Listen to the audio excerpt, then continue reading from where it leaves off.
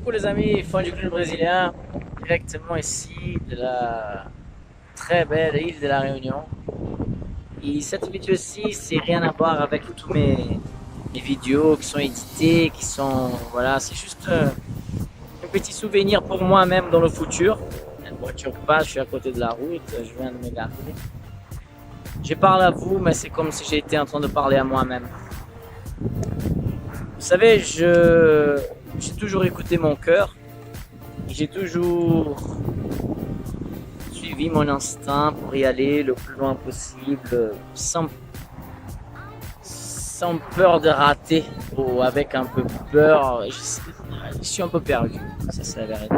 Je suis perdu parce que j'étais en train de parler à une copine quand je lui donnais un cours privé, un élève. Et ça a revenu le sujet des stars ou des gens qui ont déjà réalisé plusieurs rêves, qui décident de partir ou qui ont un endroit fixe pour venir rechercher les batteries. Et après, ça repart, on va travailler, après on va revenir, etc., etc. Et c'est exactement ce que j'ai pensé, je pensais faire. J'ai cru être dans le bon chemin pour le faire. J'avais cru que j'ai trouvé le grand amour de ma vie, que j'ai été super bien, que j'étais amoureux. Effectivement, j'étais amoureux, j'étais bien, quoi. J'étais bien. J'étais bien. On se prenait beaucoup la tête. Vraiment beaucoup.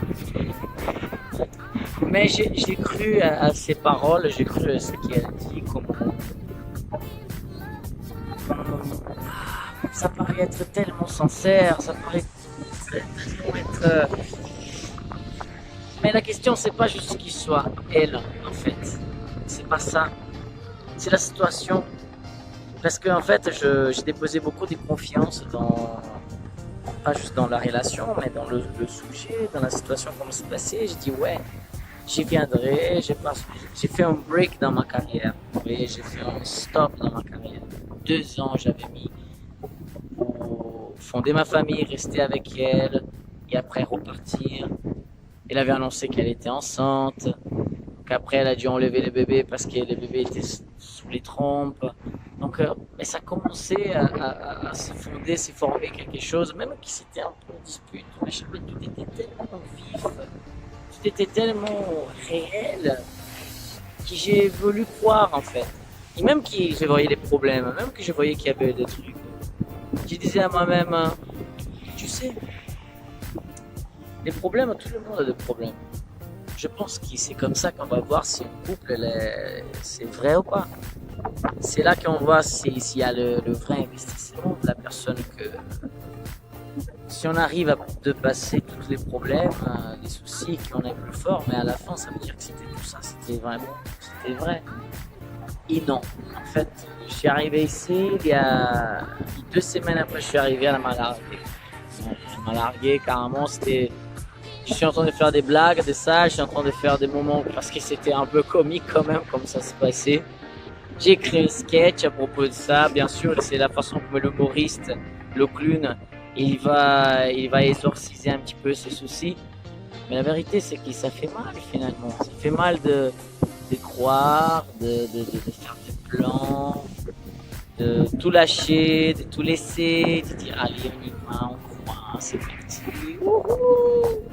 Et finalement, ben non, et là tu te vois par terre. Et le pire, c'est que c'est même pas ah, ça peut revenir. Non, j'ai déjà l'effacé totalement. Pas de ma tête parce qu'on avait qu'une chose très forte, mais je l'ai effacé de mes réseaux. Je veux plus dans ces réseaux elle voir ce qu'elle fait parce que vous savez bien, parfois ça finit la relation, on va voir un petit peu ce qu'il est en train de faire, c'est déjà en train de sortir avec quelqu'un. C'est malheureux de dire qu'il a, ça m'intéresse plus en fait. Ça m'intéresse pas de savoir si elle fait, si elle fait pas, qu'est-ce qu'elle fait. C'est comme si je sens en fait, quand les gens disent un deuil de relation, c'est vrai, je sens comme si elle était morte en fait. C'est comme si elle était morte. Mais le pire, c'est qu'il s'est morte même pas comme quelqu'un mort qui t'aime, qui tu es, que tu tiens à cœur. tu es triste, mais vraiment triste, mais là je sens une tristesse différente. C'est comme si quelqu'un est mort et que j'ai dit, ben, c'est mieux comme ça. Allez, c'est dommage le changement. La personne te dit une chose, après, finalement, c'est même pas des dires qui fait en autre chose. C'est même pas ça, c'est de voir une masque qui tombe, de t'avoir comme vendu quelque chose qui c'était pas vrai. Et à la fin, j'ai reçu le message en disant ouais, c'est vrai, j'étais amoureuse et j'étais aveuglement amoureuse, par même peur de tes réactions virulentes parce que j'ai accepté sans rien dire et après j'ai le droit d'évoluer. J'ai accepté, c'est très bien, c'est très bien. J'accepte l'évolution. Ce que j'ai du mal à voir en fait, c'est que moi je suis un homme de parole. Quand je m'engage, je m'engage. Et l'engagement, ça ne veut pas dire qu'il faut durer toute une vie pour toujours et qu'il ne faut jamais devrait me quitter. Mais la façon comme ça se passait, on aurait pu trouver des solutions. Et je pense que c'est ce qui se passe beaucoup dans un petit peu beaucoup ce que je vois de partout. Les gens, ils ont plutôt une tendance à abandonner qu'à d'insister et d'aller jusqu'au bout. Je veux partager avec vous une dernière chose, c'est que ce que je gardais pour moi, en fait, c'est que j'ai toujours, j'étais en romantique, quoi. C'est romantique, romantique.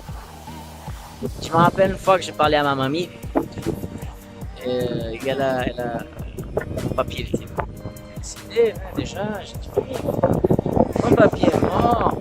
C'était encore joli, jeune. Pourquoi vous n'avez pas choisi un autre mec pour continuer? Tchac, tchac, boule, boule. Elle m'a dit, parce que quand j'ai dit oui à ton papier, j'ai dit oui pour cette vie, la prochaine, celle d'après, celle de l'autre. Je dis, waouh! Ça, c'est le beau amour. Ça, c'est magnifique. J'ai toujours rêvé de rencontrer cet amour-là. Vous voyez? Qui ça se fait tout seul. C'est naturel. Et c'est ce que j'avais l'impression d'avoir trouvé et qui après, quand la personne a vu que j'étais là, que j'étais disponible, que j'avais arrêté la chose la plus précieuse que j'avais pour moi, mais j'étais en acquisition. Et là, non, c'est bon, je veux plus. Tu me conviens plus. Ben, tu m'as fait du mal. Ben, après, je veux pas dire que je pas fait du mal. Je suis quelqu'un qui, quand quelqu'un me provoque ou qui dit quelque chose que j'aime pas, mais après, sa phrase, elle était bien. On te lance une pierre, tu lances une montagne. Peut-être qu'il fallait pas lancer la pierre, mais je ne veux pas entrer en détail. Je veux juste dire que j'ai déjà entré beaucoup en détail.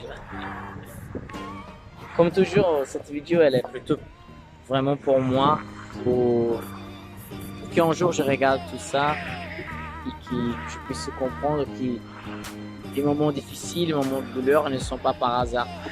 Voilà. Et encore une fois, je suis en train de passer par un moment. C'est bien, je commence à me remonter, vous voyez, je commence à rencontrer du monde, je commence à sortir, je commence à changer les idées, ça va mieux.